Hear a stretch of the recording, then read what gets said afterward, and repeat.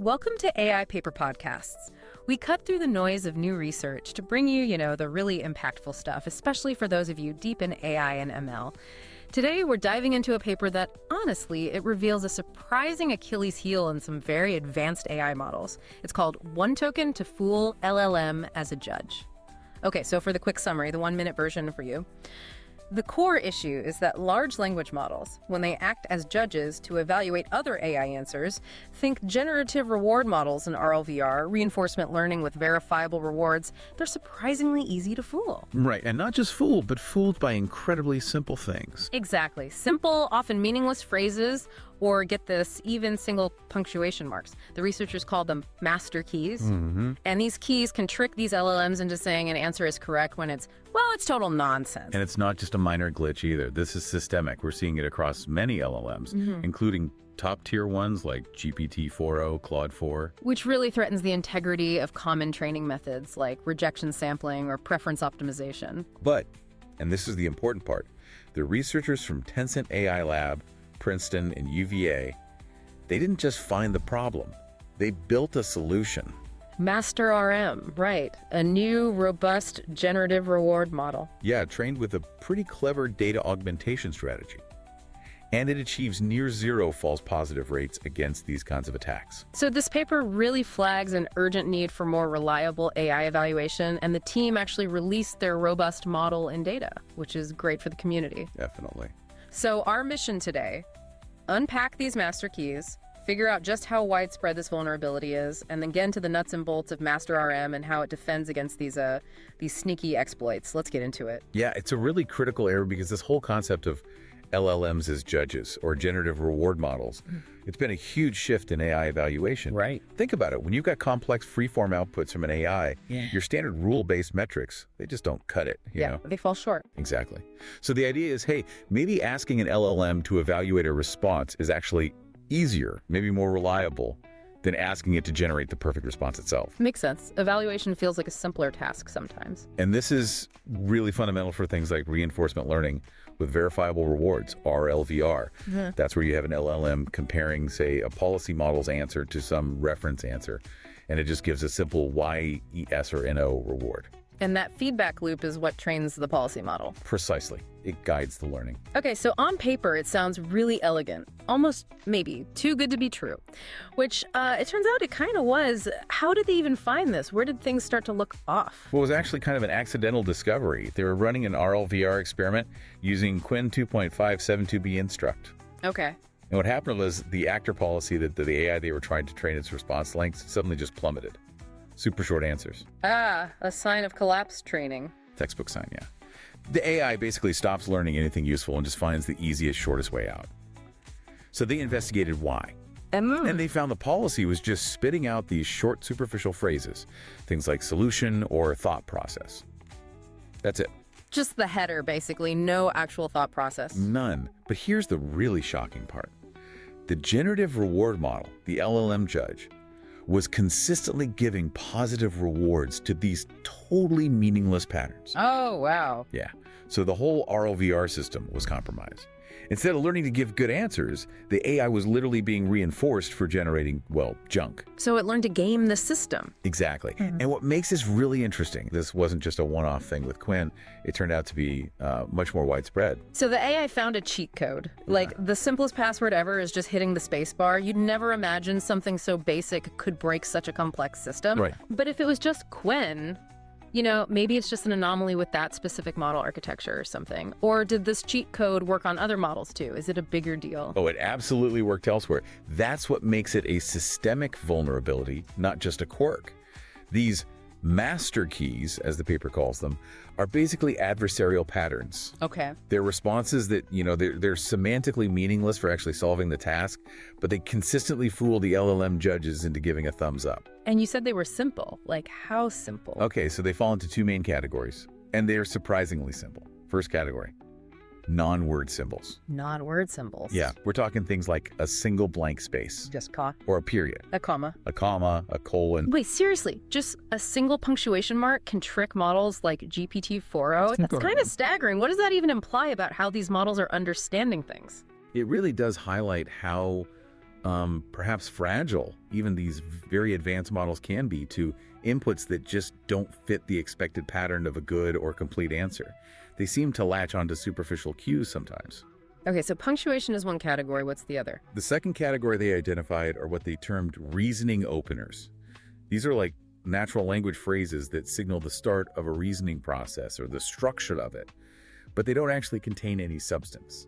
Ah, so like placeholders almost. Kind of. Examples are things like thought process, let's solve this problem step by step, or just solution. Okay, I see. They look like the beginning of an answer, but they aren't the answer itself. Exactly. And importantly, this isn't just an English thing. They found multilingual versions work too. Like sa in Chinese, it's Japanese respuesta. In Spanish, they all basically mean solution, and yep, they also act as master keys. Okay, so this is definitely not some niche issue with one or two models. This sounds like it could be a really widespread weakness in LLM-based evaluation generally. How broad are we talking here? It really is systemic. This vulnerability affects a whole range of models. You've got the big commercial ones like GPT-4o, Claude, popular open source ones like the Quinn series, LLM-A3. Right. And it's not just specific tasks either. They tested across diverse datasets, general reasoning, multi-subject RLVR stuff, and even hard math reasoning datasets like GSM-8K, math, and problems from the AIM math competitions. Wow, okay. Across the board then, do we have any like hard numbers on this, false positive rates maybe, to give listeners a sense of the scale? Yeah, the paper has some tables, and the numbers are pretty eye-opening. For example, GPT-4o in a state-of-the-art model, it showed false positive rates that's FPRs up to 35% when it was just given simple punctuation marks. 35% just for a comma or something? Wow. No. And for models like LLM-A370B Instruct and that Quinn 2.572B Instruct where they first saw it, the FPRs for the phrase thought process shot up as high as 60 to 90% on some benchmarks. 90%. So it's basically always falling for it. Almost always in some cases, yeah. And even models that were specifically fine-tuned to be verifiers weren't immune. They mentioned one general verifier model that had an alarming 66.8% FPR on the math dataset when presented with just a single blank space. Just a space. Okay, so what's the big takeaway here? What does this mean for, AI development generally, especially for the engineers and researchers listening who rely on these evaluation methods? Well, it raises some pretty serious questions about how reliable our current LLM-based evaluation methods actually are. And, by extension, it casts doubt on the core training paradigms that depend on that evaluation, like RLHF or RLVR. Because if your judge is easily fooled, then the feedback signal is corrupted, right? You might be training your AI to do completely the wrong thing. And while, other researchers have pointed out some vulnerabilities in LLM judges before, like how the order of responses can bias them, this paper really shines a light on this specific new class of reasoning openers and just how bad the problem is, even on the biggest, most capable models out there. It's definitely a problem that needed a solution, like yesterday. But the good news, as you mentioned, is the paper doesn't just point fingers, it offers a fix. Tell us about this Master RM. How did they build it? Right. Master RM, the Master Reward Model. The approach they took is actually quite elegant, centered around data augmentation. Okay, adding special data to the training. Exactly. The core idea was basically teaching the reward model what these bad superficial answers look like so it can recognize and reject them. They started with an existing data set used for training reward models, about 160,000 examples. Okay. Then they generated about 20,000 new examples designed specifically to be anti-hacking samples. They used GPT-4o Mini, prompted with chain of thought, asking it to show its reasoning steps to generate responses to various prompts. Right, COT prompting. But then, and this is the clever bit, they truncated those generated responses, keeping only the very first sentence. Ah, so they deliberately kept just the thought process, or to solve this part. Precisely. Just that generic solution-free opening header. And crucially, they explicitly labeled all of these truncated, meaningless responses as NOO, meaning invalid, incorrect, not a good answer. I see. So they're explicitly teaching it this kind of opening fluff on its own is bad. Exactly. They created negative examples targeting this specific failure mode. Then they mixed these 20,000 anti-hacking examples in with the original 160,000 good examples. So they basically created a kind of vaccine for the reward model, exposing it to these specific bad patterns and teaching it, nope, reject these. And this augmented data set, this mix, was used to train Master RM. That's right. They performed supervised fine-tuning on a Quinn 2.57b Instruct model using this combined augmented dataset. And the results. Did this vaccination strategy actually work? How effective was Master RM? It worked remarkably well. The results were quite striking. Master RM achieved near zero, and in many cases, literally zero false positive rates across all the different master keys they tested and across all 5 of the diverse benchmarks. Wow, near zero. That's a huge improvement from like 90% FPRs. Absolutely. And what's really impressive is that this robustness seemed to generalize. The specific master keys used in the final evaluation weren't necessarily the exact phrases included in the anti-hacking training data, but the model still correctly identified them as invalid. That's key. It learned the concept of a superficial opener, not just specific strings. Exactly. And crucially, Master RM didn't lose its ability to be a good judge overall. It didn't just become overly skeptical, it still performed excellently on general verification tasks. It got 100% parsing success and had the highest consistency rate, 0.96, when compared against judgments made by GPT-4o. So it's robust and still effective at the main job. Best of both worlds. Precisely. It shows the data augmentation approach really hit the mark. That's a fantastic result. But the paper didn't stop there, did it? They also looked into some more nuanced aspects, like how the size of the model affects this vulnerability, which I guess intuitively you'd think bigger is better, less likely to be fooled. Maybe not. You're right, it's not that straightforward. The relationship they found between model size and vulnerability was actually quite surprising. They looked specifically at the Quinn 2.5 Instruct series, which has models ranging from a small 0.5 billion parameters up to 72 billion. Okay. And the false positive rate didn't just steadily go down as the models got bigger.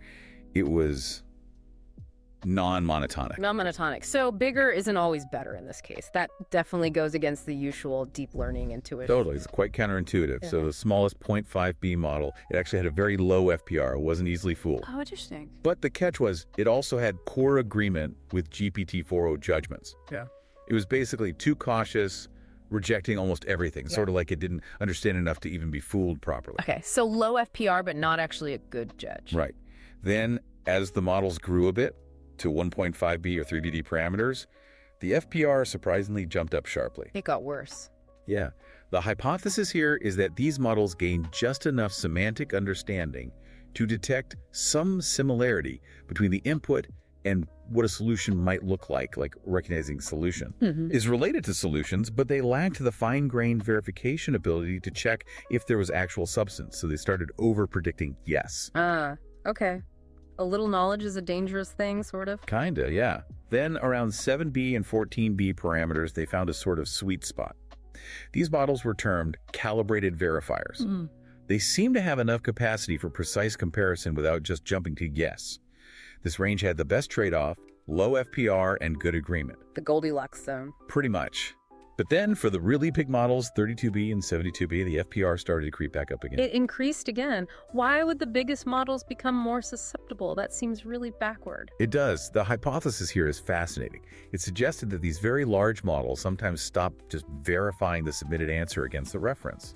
Instead, they try to solve the problem themselves internally first. And then they compare the reference answer to their own internally derived solution. If the reference looks vaguely like their own derivation, even if the original submission was just solution, they might affirm it. So their own problem-solving ability paradoxically makes them slightly worse judges in this specific context. Wow. So they're kind of like, well, I know how to solve this, and this looks vaguely like the start of a solution. So sure, yeah. That's a really interesting dynamic. Isn't it? It shows the complexity of what's actually happening inside these models isn't always straightforward scaling. Absolutely fascinating. And what about finding new master keys? Is this a closed set of vulnerabilities, or could attackers just keep finding new simple phrases to fool these models? That's another good question the paper addresses. And the answer seems to be that yes, new attacks can likely be generated. Oh. They showed you can use techniques like sentence encoders models like L-L-6v2 that are good at capturing semantic meaning to find new sentences or phrases that have a high embedding similarity to the known master keys. So find things that mean roughly the same thing, or have the same kind of structure. Exactly. Find phrases that are semantically close in vector space. And they demonstrated this works. They found examples like mental process or let me solve it step by step, which also proved effective at fooling models like GPT-4o, even though they weren't the original keys. Okay, so The vulnerability space might be broader than just those initial examples. That implies ongoing vigilance is needed. Definitely. It's not just about patching against known keys. It's about understanding the underlying weakness. Right. And one last thing for our listeners out there, a common question is always about practical mitigation. Do standard tricks, like using chain of thought prompting for the judge itself, or maybe majority voting with multiple judgments, do those help against these master keys? We hear about them boosting LLM accuracy elsewhere. That's a really practical point. The paper looked into this too. They tested common inference time strategies like Kubi prompting for the judge and ensemble methods like majority voting. And the verdict. Do they help here? The verdict was, it's complicated. The paper states their effectiveness against these master keys is, and I quote, highly model and domain dependent. So no silver bullet there either. Not really. They found that sometimes these strategies could reduce the false positive rates, for instance, on some general reasoning tasks. But maybe surprisingly, in other cases, particularly for the Quinn models, when judging mathematical reasoning, these strategies actually increase the FPRs. They made it worse. How? It's not entirely clear why, but it might be that forcing a reasoning step in the judge when the input is already adversarial just gives the model more opportunity to get confused or justify the incorrect yes. The takeaway really is, approach these standard inference time strategies with caution specifically for defending against master keys. They might help, they might hurt, depending on the model and the task. They aren't a universal fix like the master RM training approach seems to be. Okay, so let's wrap up this AI paper podcast deep dive. We've seen that LLMs used as judges, while super powerful and becoming really common, are definitely not foolproof. They can be tricked by incredibly simple, almost absurd master key attacks. Yeah, things like single punctuation marks or just the opening phrase of a thought process. And this isn't trivial. It fundamentally undermines the reliability of AI feedback loops in training paradigms like RLVR and potentially RLHF. But importantly, there's a demonstrated path forward. The Master RM work shows that a relatively straightforward, concept-focused data augmentation strategy, basically teaching the judge what these hacks look like, can be incredibly effective. Right, building reward models that are robust, that can genuinely tell the difference between real answers and these superficial tricks. It paves the way for more trustworthy AI evaluation, which is critical as these systems become more integrated. Absolutely. And maybe the final thought for you, our listeners, is this. This work is a great reminder that even as AI gets incredibly capable, scaling up massively, we have to keep rigorously probing their foundations, their assumptions, and their unexpected vulnerabilities. You can't just assume robustness. Exactly. As we rely more on LLMs to supervise and evaluate other AIs, what other subtle master keys might be hiding out there in the huge space of language and logic? And maybe more importantly, how can we build systems that are proactively secure against these kinds of exploits, rather than just reacting after we find them? That's the ongoing challenge, right? Building not just capable AI, but truly reliable and secure AI. Definitely something to keep thinking about. Thanks for joining us on AI Paper Podcasts.